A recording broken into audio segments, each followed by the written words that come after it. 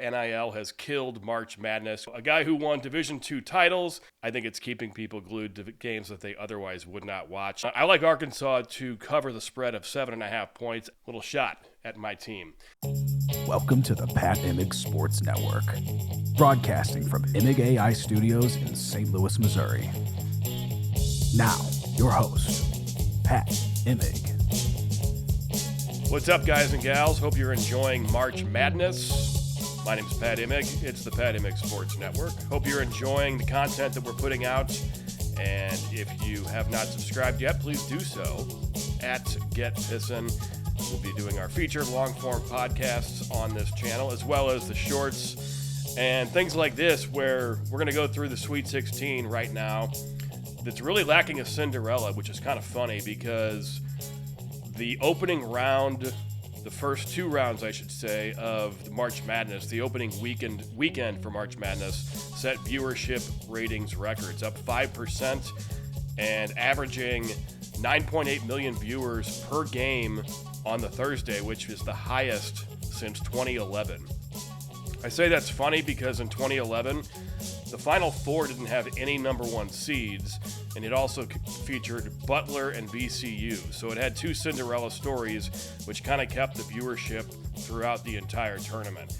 So without very many Cinderellas, other than maybe Iowa, which I wouldn't call they're not a Cinderella team. They're a Big Ten team, one of the Power Four schools at a 9 seed.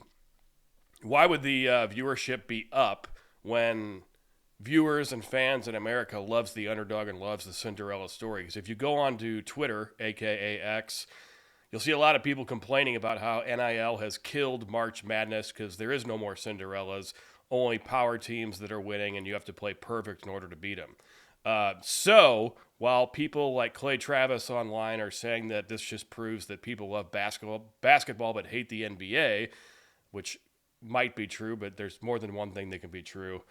The fact is, sports betting has become so legal in the majority of states that now I think it's keeping people glued to games that they otherwise would not watch. By the way, NBA Finals viewership last year, despite what it is versus historic numbers from the peak when Jordan was there, did actually go up last year from the year prior, which also proves the sports gambling theory. So that all being said, let's go into the matchups for Thursday of the Sweet 16. We've got number 4 Arkansas versus number 1 Arizona. I like Arkansas to cover the spread of 7.5 points. As of right now, it's a 7.5 point spread. If that goes any further, obviously I still keep Arkansas on board. And actually, if Arizona's going to lose a game this year, I think it's going to be to the hottest team in the country, Arkansas. So I'm taking Arkansas and the points. And as far as straight up winner, I'll stay on Arkansas as well. I think Arkansas gets the upset. Darius Acuff Jr., the freshman stud athlete, just actually got his first shoe deal with Reebok, by the way. So that's got to be fun. So I'm going to say Arkansas wins. Arkansas obviously covers, but I think the very safe bet is Arkansas covering those points.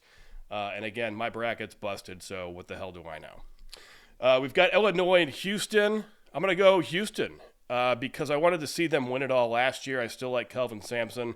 Even though he's 70 years old, he still looks like a young coach from the days when he was like the young guy at Oklahoma. So I'm going to go Houston, mainly because their defense. I think that in these types of tournaments now where there's power teams and you kind of have to play perfect, it's kind of like the New England Patriots in their heyday where if you just don't make mistakes, you have a great shot at winning. And so I think Houston is going to take out Illinois. I would pick Houston straight up and to cover. That spread as of right now is 3.5. So go big on the Cougars. We also have Texas at Purdue. So again, Texas a number 11 seed, not exactly a Cinderella team, not a Cinderella school. I like Purdue in this game. I think the Big Ten has been, next to the Big 12, the best conference in basketball all year. So we'll go Purdue to get to the Elite Eight. That current spread is 6.5, kind of fluctuating depending on what time you're watching this. I think it's going to be a close game, though. So I like Purdue to win. I like Texas to cover that. And last but not least, probably the lone Cinderella, even though it's not a Cinderella, Iowa takes on Nebraska. So Iowa beat number 1 seeded Florida. A lot of people surprised by that. I'm a University of Missouri Tigers alum and fan, and I saw the Missouri Tigers beat Florida earlier in the regular season, and therefore I am not surprised any time a team that Mizzou beats actually loses a game in the tournament. Little shot at my team. I'm also angry with Mizzou because their head coach, Dennis Gates, they hired him, 3-4 years ago. Gentleman they could have hired. He was currently coaching at that time at Northwest Missouri State, just up the road, Ben McCollum. He's actually the head coach now at Iowa. So a guy who won Division II titles, then went to Drake last year, won 31 games, left Drake after one season, and now he's the Iowa coach. And they're in the Sweet 16 for the first time since 1999. So I'm going with Iowa. Nebraska and Fred Hoiberg, though, is also an equally great story. If you are a fan of Big 8 basketball from the late 90s, mid-90s, you remember Fred Hoiberg, the mayor at Iowa State. Now his son playing for him at Nebraska. But I'm hopping on Iowa, which means you should probably take Nebraska, because I think a lot of folks are going to hop on Iowa because it's kind of a feel-good story. That spread 1.5 points in favor of Nebraska. So I think I would take the money line Iowa. Obviously, I would take the Iowa points as well. And I wish Ben McCollum was the coach at Mizzou.